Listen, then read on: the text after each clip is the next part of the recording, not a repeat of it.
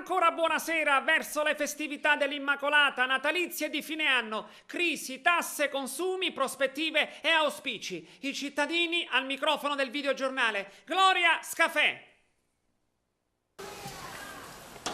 Ecco la Via Tenea, il salotto di Agrigento, a ridosso delle festività natalizie. Nonostante la parola festa rimandi alla spensieratezza, al riposo, alla mera allegria, purtroppo c'è qualcosa di pesante nell'atmosfera che dà uno scacco all'auspicata serenità, crisi e tasse. Eccole dunque in coppia, nere come un duo di picche. Parlare di crisi può giungere alle orecchie come retorica, ma retorica non è pedante attualità. Così la gente passeggia nel cuore del centro cittadino nell'intento di confezionare al meglio l'atmosfera natalizia, ma con la mano ben salda al portafoglio. Che Natale sarà?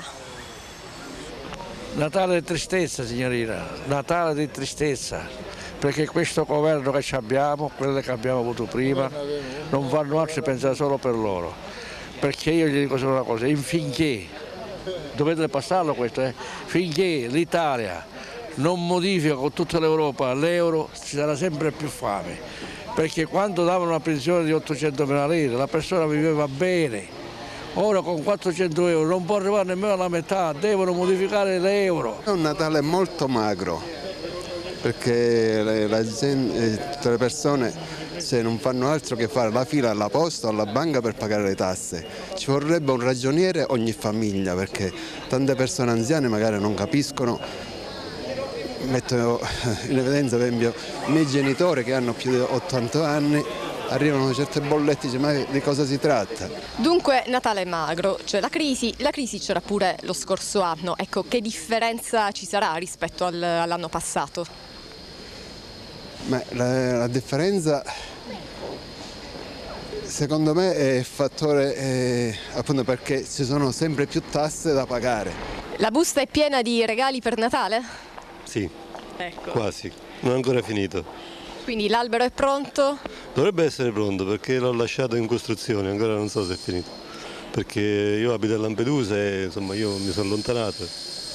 Ecco, come pensa di vivere queste feste? Allora sinceramente spero di viverle in famiglia e in armonia, speriamo che la cosa si verifichi, insomma. Lei non si lascerà schiacciare dalla crisi? No. Qualcosa ancora me lo posso permettere, però insomma mi accontento di quello che ho. No? Ci prepariamo a questo Natale, ma soprattutto con quale spirito ci si prepara a vivere questa festività?